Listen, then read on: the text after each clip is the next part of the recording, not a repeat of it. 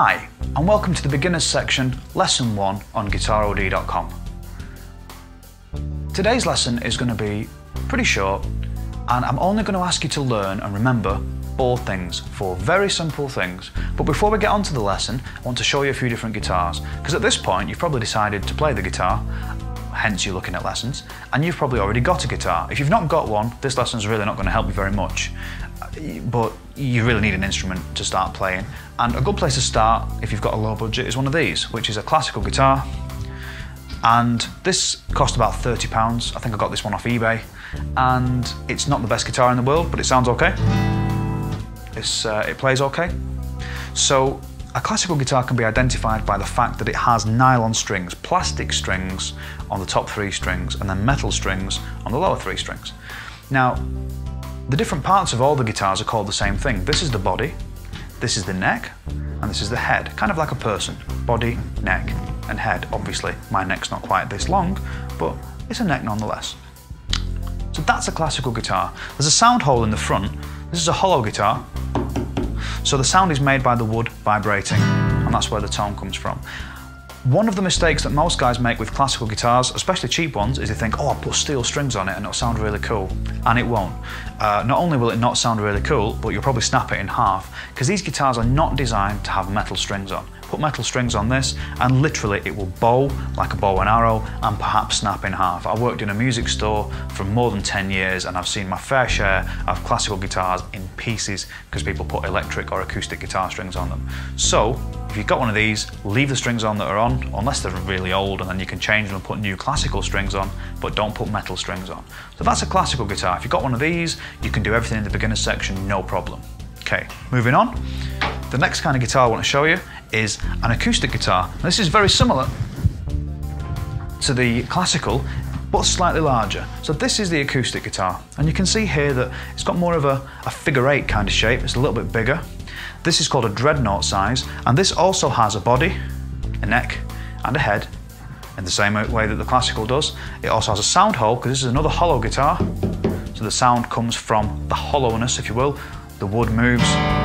But this has steel strings because it's a stronger instrument.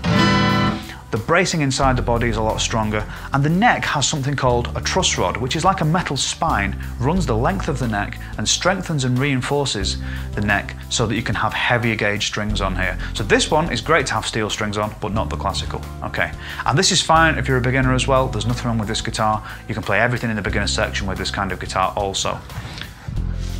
The last kind of guitar I want to show you is an electric, and this is probably the most popular amongst younger students certainly, and older ones as well, because we all like to rock out a little bit. And this is my battered old Ibanez. I love this guitar dearly, and this is a solid body guitar, and you can see there's no sound hole this time, but there are these little pickups.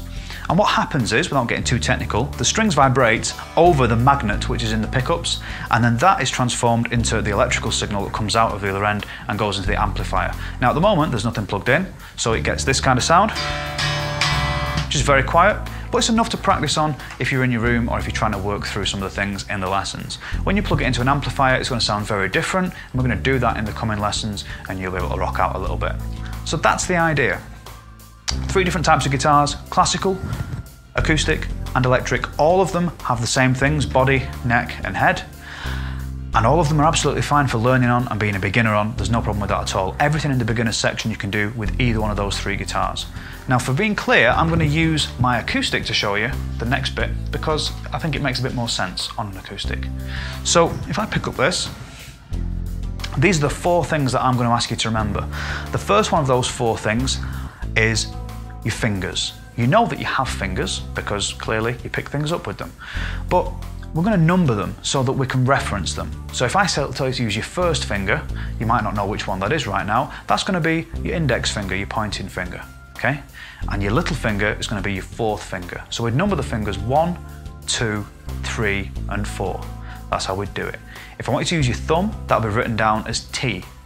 So go T, 1, 2, 3, and 4. Those are your fingers on your left hand. Very important. 1, 2, 3, 4 on your left hand. Now, as you look at the guitar like this, you can see here that there's a picture of a chord box. And a chord box is a diagram of the guitar.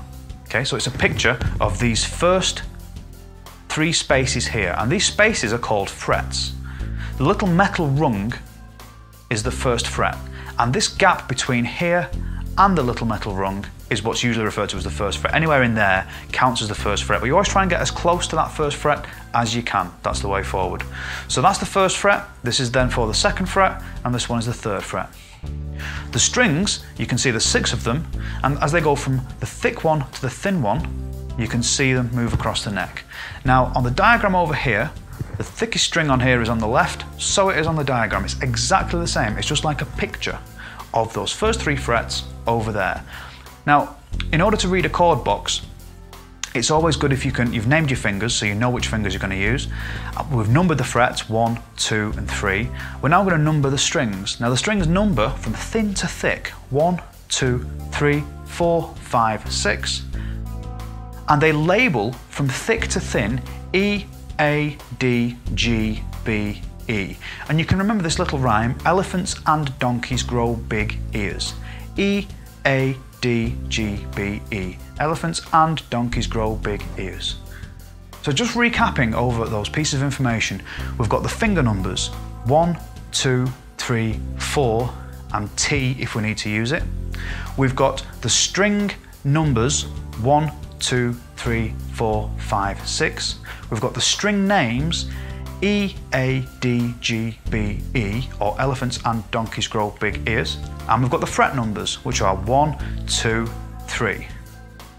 If you can remember those 4 pieces of information and you can see how they link to this chord box, when you've got that in your mind and you're happy with that, then it's time to move on to the second lesson in the beginner series, where we're going to put some notes in those chord boxes and we're going to make some chords and play those. So as soon as you feel that you're ready, then you move along to that second lesson.